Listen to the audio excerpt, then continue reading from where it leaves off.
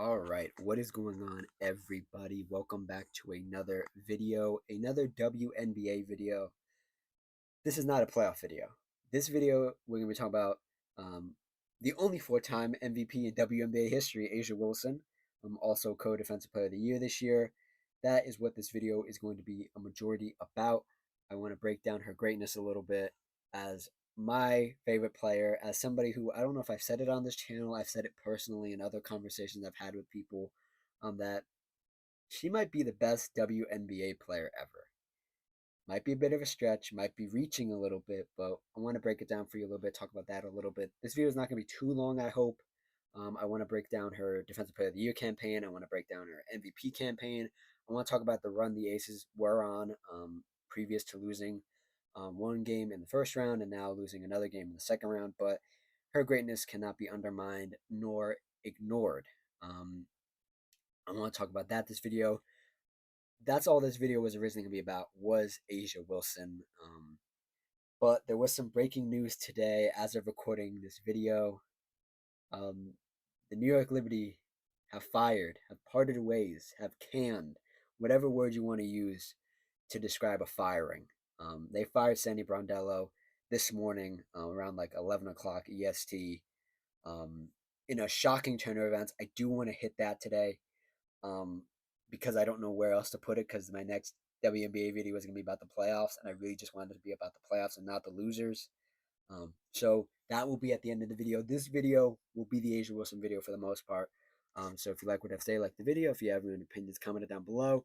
And if you just like the vibes, consider subscribing. So A'ja Wilson, my girl.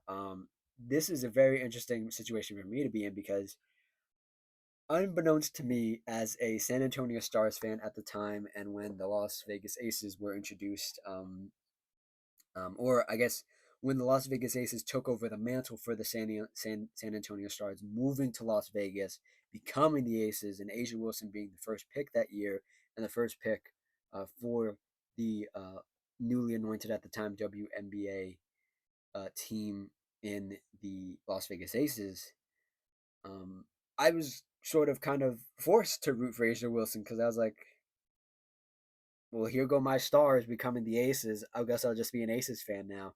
And it has been a wild ride in its own right. But to see A'ja grow, to see A'ja become what she has become, I never saw this in her ever.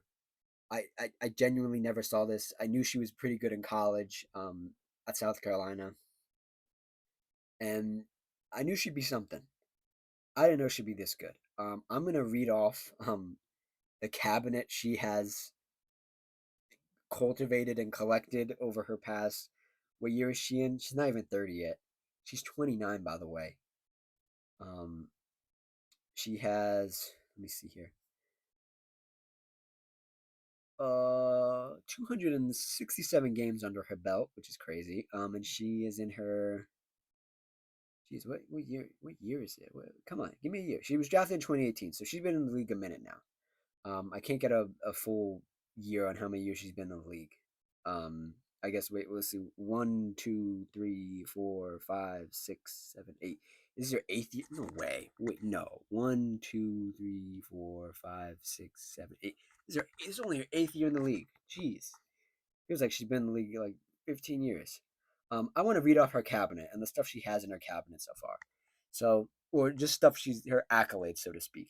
She's a four-time MVP, a seven-time All-Star, a two-time WNBA champ, a two-time scoring champ, five-time blocks leader, three-time Defensive Player of the Year, um, 2018 Rookie of the Year, four-time All-Defensive, five-time All WNBA, and 2023 NBA Finals MVP. Yeah, that's a lot in her cabinet. I didn't mention some of the rookie stuff because that really doesn't matter in comparison to the other stuff she's done. Um, and she was on a roll this year. This year was one of her best years. Not her best year, but one of her best years. 23 points a game, 2.3 blocks, 1.6 steals, three assists. One of her better assisting years. Yeah, dating back to 2021. So yeah, 10 rebounds per game. Her 3-point shot has never been her strong suit. She attempted one a game this year, or one and a half, shot 42% from three. 50% from field goal. One of her more down years from their past couple years, but still a really good year. Um, and she played 31 minutes a game this year, a bit down from last year, but around her career average. And she played a tied her career high for games played with 40. An amazing year for A'ja Wilson. What more do I have to say about A'ja?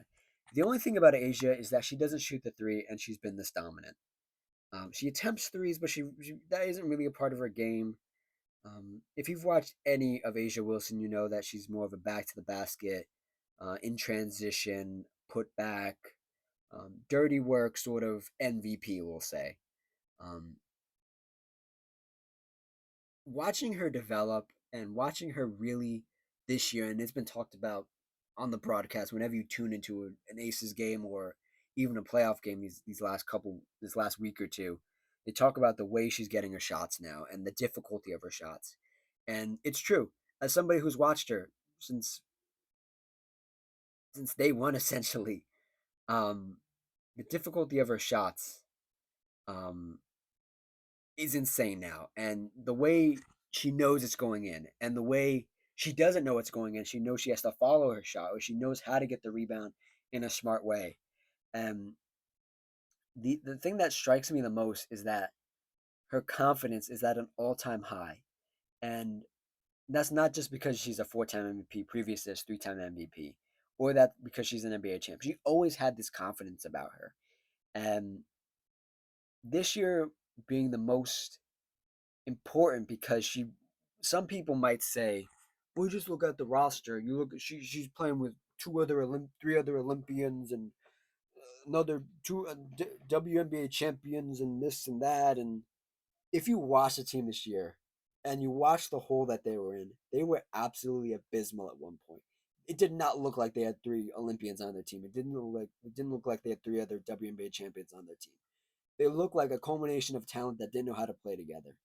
And one of the other striking things about this year and what Coach Becky Hammon said was the level of um, responsibility A'ja has taken on, not just on the court, but off the court, coming into meetings with a laptop and giving her opinion and really using her voice to control this team in a way that she didn't do years previous is something that you would never know, but you could see. If even if Becky Hammon didn't mention it, you could see that A'ja is just so much more involved defensively, offensively, using her voice, using her her we'll say stature for lack of a better term, um, and her uh, icon nature. That's not even a phrase I thought I'd ever say, but her just her vibe um, has always been like this, but it's gone to another level because the team desperately needed something this year to go well. And at one point, as an Aces fan and as a fan of A'ja, I was like, this team isn't going to make the playoff. They shouldn't make the playoffs. This is when they were like on a crazy losing streak. I was like, they should just miss the playoffs, retool this roster. I still think some of that is true, but I also think that A'ja took it upon herself, saying, you know what, screw that. I'm taking this team to the playoffs. I'm gonna do this by myself if I have to, and she did it by herself for a large majority of the season. At times throughout the season, the regular season, she reached back and pulled other people up and say, "Hey, we can do this together. You got they're all focusing on me. You guys can get your shots up. You guys can get in the flow of the offense because all the attention is on me." And I just think that's so commendable and so refreshing. And I think A'ja is one of these rare talents. And I've compared her to somebody like Giannis in the NBA, where, man, the roster sometimes might be questionable, but you can never question A'ja or Giannis's effort to try to bring this team to places they probably shouldn't be. And to talk about the playoffs and right now in the last couple days, I think this Aces team has a huge chance to go to the finals again. Will they win it? I don't know. But I think if they fall to the Fever, it is a huge missed opportunity in A'ja's career, not just to lose to a team that is far inferior, but just to get another finals under your belt and possibly either play Nafisa Collier and the Minnesota Lynx or Alyssa Thomas and the Suns or in the Mercury, who they're both really good teams, and I think just to make it there and have that under Asia's belt again, to get to the finals, to be able to say, hey, I took a really bad team that probably shouldn't be here to the finals, that's a feather in our cap as well. Let's talk about the voting breakdown for MVP because it is very interesting. Now, this is very hard to explain for people who don't know how voting works in professional basketball. I don't know how it works in other leagues, but there is a point system that is specifically used for to get the voting results for the Kia WNBA Most Valuable Player Award. There are fifth place votes, there are fourth place votes, there are third place votes, there are second place votes, and there are first place votes. First place votes count for 10 points, second place votes count for 7, third place votes count for 5, fourth place votes count for 3, and fifth place votes count for 1 point for what would be summed up as a grand total across all 5 of these points. A'ja Wilson had a combined 657 votes. What's it called? I guess the final tally of all these votes. A'ja Wilson did not receive any fifth place votes, did not receive any fourth place votes, and did not receive any third place votes. A'ja Wilson had a combined 21 second place votes. Again, the total amount is 7 for each second place vote she got, and she had a grand total of 51 first place votes. Again, 10 points can be allocated to a first place vote for each voter. For again, another grand total of 657. Napheesa Collier, the MVP, who I thought was going to be the MVP from day one, um, only got 534 total votes, total points, I should say. She had a grand total of 12 third place votes, so 5 points each again. She had a total of 42 points in the second place voting slot, and she had a total of 16 first place votes, 10 points each again. I want to touch on this a little bit. If you go back in any of my videos, even going into All Star break, I was like, Napheesa Collier is the MVP. There's no way she doesn't win it. She had a great season. I had said after All Star break when she got injured and A'ja Wilson started going on this run, I had theorized and I had said Napheesa Collier looks like an MVP, like the way she plays, right? Like you're like, okay, watching the game, like, oh yeah, that's how an MVP is supposed to move. That's how like they look, and by look I mean just like the play style. But when you would watch A'ja Wilson, she felt like the MVP. And I think that's what it came down to. And the other thing that people were sort of hinting at throughout the course of the year, and when it came down to this last couple weeks, was like people were really trying to key in on the games Napheesa Collier missed. Just the number of games. I don't care about the number of games. I cared about what A'ja Wilson did in the time that Napheesa Collier was out. Because if Napheesa Collier missed like I think it was a couple weeks, 3 or 4 weeks before All Star break, and then came back after All Star break, you're like, oh, okay, yeah, no, that's fine. But man, oh man, did did Napheesa Collier miss time at the worst time? Because she came back, Napheesa Collier looked like the MVP, still played like the MVP, whatever.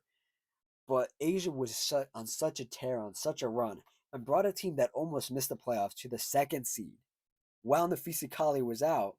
I mean, the Lynx were still the best team in the league. They still are the best team in the league. To me, they're the champions this year. But Napheesa Collier missed time at the worst time. And I still would have voted Napheesa Collier MVP if I had a vote. Even as a Las Vegas Aces fan, I would have still voted Napheesa Collier MVP. But am I happy that like the votes kind of flipped and like A'ja Wilson got her fourth MVP? Hell yeah. I'm super happy as an Aces fan.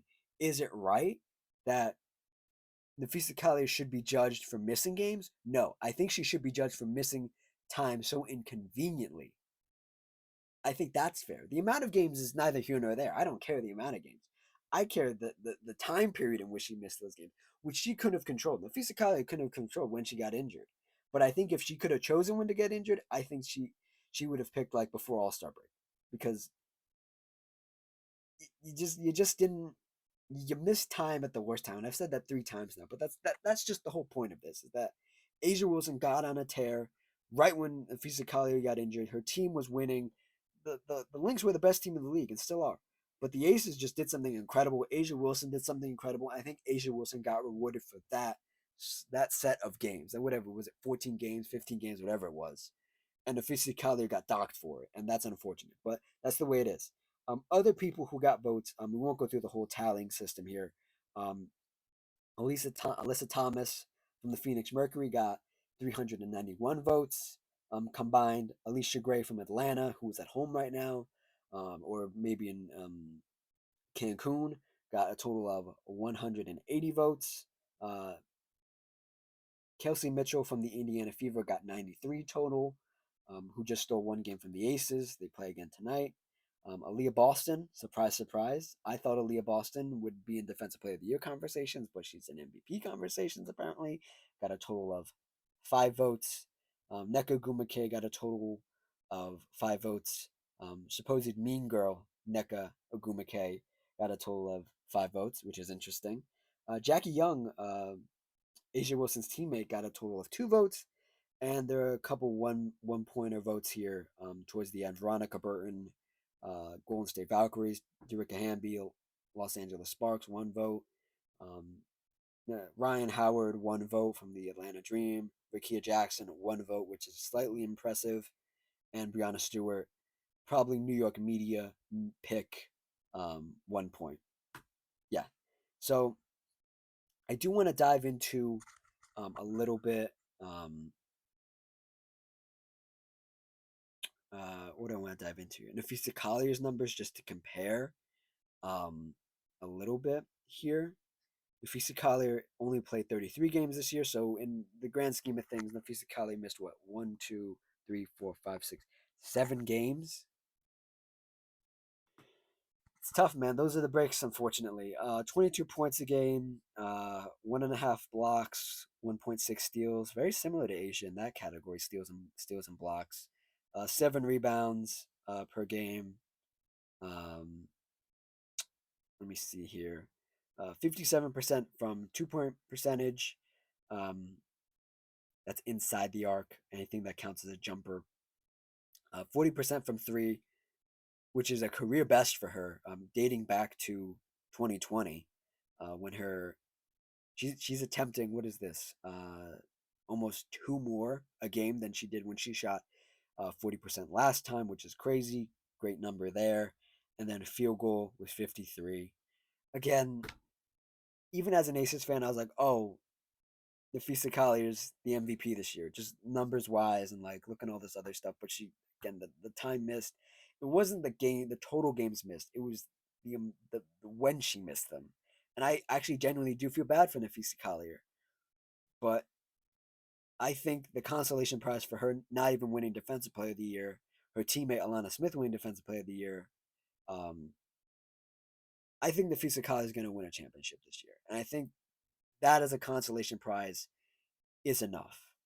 I do want to talk about this co-defensive player of the year thing a little bit between Asia Wilson and Fisa Collier's teammate Alana Smith, but I kind of also don't want to. Um, there's a bunch of things going on about it. Like if you look at Asia Wilson's numbers, they're obviously much better than Alana Smith, but I think Alana Smith is the best team defender in the WNBA. But other people are like, it's not a team award, it's Defensive Player of the Year. Yeah, I get it, but you know what? People also vote for MVP based on record. And if we're going by that logic, Napheesa Collier should have been the MVP. So it's a double-edged sword. It's a bunch of nonsense. I personally think Alana Smith should have won the award outright. Just give it to Alana Smith. It's the first time Co-Defense Player of the Year has been done in the WNBA. It's the first co-award in WNBA history, I believe. There's been co-Rookie of the Year in the NBA. People are so misinformed about how co works. It's literally a tie of the votes. The same voting system that was used for the WNBA Kia MVP was used for the Kia WNBA Defensive Player of the Year. They both tied at 29. I don't think it's too deep to look into how it got tied. It just got tied. Um, Gabby Williams was the runner-up with 9 points. Alyssa Thomas with 3, and the Kali with 2. I don't think there's much to look into here. I said the same thing about WNBA Rookie of the Year, where if you look at the advanced numbers, they favored Sonia Citron. If you looked at the eye-popping numbers, the stats that actually pop up when you look it up on ESPN or wherever you get your basic stats from, it was Paige Becker's. It was a difference in what you like. I think watching Alana, I've also watched Alana Smith since she got drafted. I think what Alana Smith has turned into as a defensive player is so incredible. Um, I think she deserved to have it by herself, but to split it, they each get their own trophy. They each it's gonna be co. Nobody's gonna remember it was co. It's gonna be looked at Basketball Reference as individual defensive player of the years. They both deserved it. I don't think there's too much to look into here. I think there is a bit of underlying conversation about um, race. I don't want to dip into that. I think that's stupid. I think they both deserve it. I'm a fan of both of them, so I stand somewhere in the middle. And yeah, the last bit of news here. If you want to stop watching here, like the video, comment, subscribe, your thoughts. This last half of the video is going to be about Coach Sandy Brondello getting fired from the New York Liberty. Um, it's very interesting.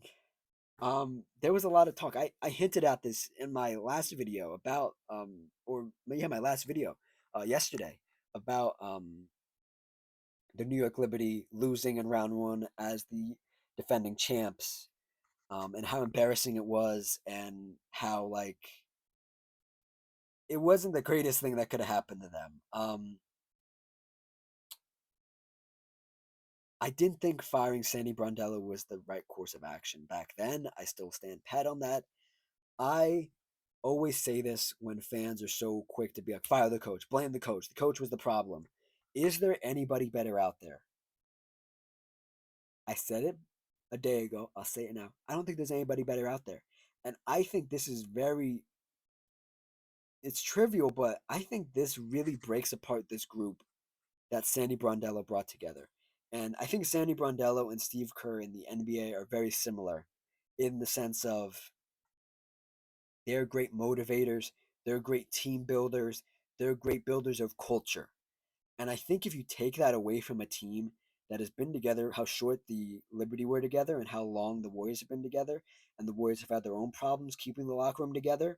But I think it's important to keep those, what do you call them? Those totem poles of coaches in those locker rooms because they're so important and the best players love them. And I think it's important. I think if you take that soul away from the team, it sort of breaks the team apart. And the next coach is going to have to live up to that expectation. And the players are going to say all the right things where it's like, oh, we're not going to judge them off this first year. What Sandy did was great, but now we're looking forward to the future. The future is never great when you have to replace a coach like that. Um, I think Sandy should have been given another year. I genuinely do. I don't think it was Sandy's fault.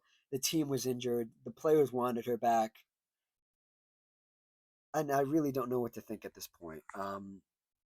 There's going to be stuff that comes out later. We'll talk about it when that does. I do want to turn to WNBA Reddit and get some initial reactions from other WNBA fans and Liberty fans.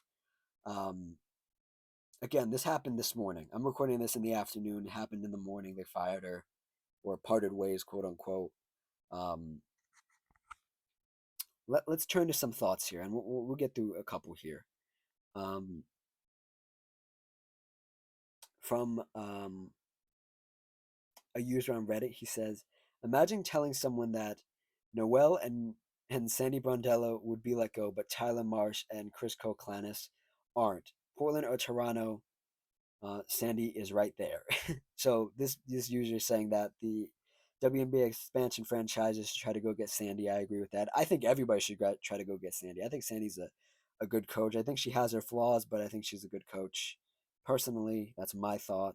Um, this user said, "My flabbers are indeed gasted, flabbergasted, because what the F even is this?" Another user said, "Something's got to be coming out, right? You don't get fired. You don't fire your championship winning head coach like from last year unless the vibes are rancid. Geez. That's a thought. The WNBA is very clicky, and there are things even out of Seattle that are give clicky vibes, and I don't want to speak on that. I only speak on things in the WNBA that are concrete or that are my informed opinion, and I'm not informed enough on the Seattle situation to talk about it. And maybe we'll be more informed as a whole WNBA community of what is going on with the Liberty. But I think the Liberty's vibes were very high, and again, the best players liked her on the team, and I don't think there's um, anything to be ashamed about that. You know. Um, Ooh, fun facts about Sandy Brondello. The last three seasons, 2023, uh, 32-8 made the finals. 2024, 32-8 in the regular season, won the finals, and this year 27-17, lost in round one. She should have been given another chance. If she lost in round one again next year, then fire her. You've literally split the last 4 seasons you've been here. You could get fired. I think that's grounds for firing. I don't think losing in round one is an overreaction by the front office to fire a coach like this. Um, Another user said, "LMAO, this is actually insane." I agree. Let's see what else we got here. Anything else? Anything else? Next stop, Seattle Storm. That'd be kind of crazy. Um, I think the overwhelming thought is that Sandy Brondello is going to get another chance. He's going to be on an expansion team as a head coach. Um, I think a lot of people are using the same sentiment um, I do, and she at least needed another year. This is a way overreaction. If there is a smear campaign that goes on of why Sandy was fired, I'll be very surprised, but I don't think it's going to reach that depth. Another user here said, not understanding this decision, they just won the championship last year and made it to the finals the year before that. Kind of hope this shakes things up in free agency with some of the players leaving in retaliation. That would be crazy if Stewart leaves this offseason because of this. That'd be crazy. That would be an all time curveball. And my biggest overreaction to this is that the Liberty championship window is closed. I've talked about in the NBA, windows are so short, and these tiny alterations and these tiny little injuries can alter a franchise's future for many, many years. And we'll see what happens. Um, yeah, everybody's just kind of recycling the same takes here. Um, my biggest question is who's up next for this Liberty coaching gig? I can't think of anybody that's better. And again, the thing is going to be you're going to have the team is in win now mode, so it has to be a win now coach. There can't be a gap year. There can't be a year where we're just going to be bad for you. We're going to be okay because we've seen it where you can get fired if you lose in the first round. That's the expectation this Liberty front office is setting, and that's a dangerous expectation. And this is a dangerous path to go on, in which that the Golden State area, the San Francisco area, has a team now, and you know who is from the Bay Area, Sabrina Ionescu, the Liberty's prized pick from many many years ago, who's a WNBA champion now, who didn't have the best of years last year, could look to depart. Like I hinted at, Breanna Stewart departing because of this. Who knows? This story will develop. I will try to keep you guys posted. I wanted to put this in at the end here because I think it is important to talk about it. It is such a crazy thing that happened. I didn't think it would happen. There was somebody who I talked to the other day on Reddit who was like, they need to fire her. They need to fire her. She's a bad coach. And I was kind of like, this is an overreaction, but this guy might be onto something. And he was. So kudos to that person, whoever you are on Reddit. I tip my hat to you. You were on it before anybody else. Again, I will keep you guys updated on this when I can. And this is one of the craziest WNBA offseason things that isn't really in the offseason yet. We're still in the playoffs things to happen. So, yeah, Like, comment, subscribe. Check out my WNBA playlist. I'll put it in the top right corner. Or just check out my channel. You can check out my NBA stuff, WNBA stuff. And yeah, that's it. Asia Wilson, 4th MVP. Congrats. Hopefully they can win game 2 tonight. And we'll talk about that tomorrow. Like, comment, subscribe. And I'll see you guys next time. Cheers.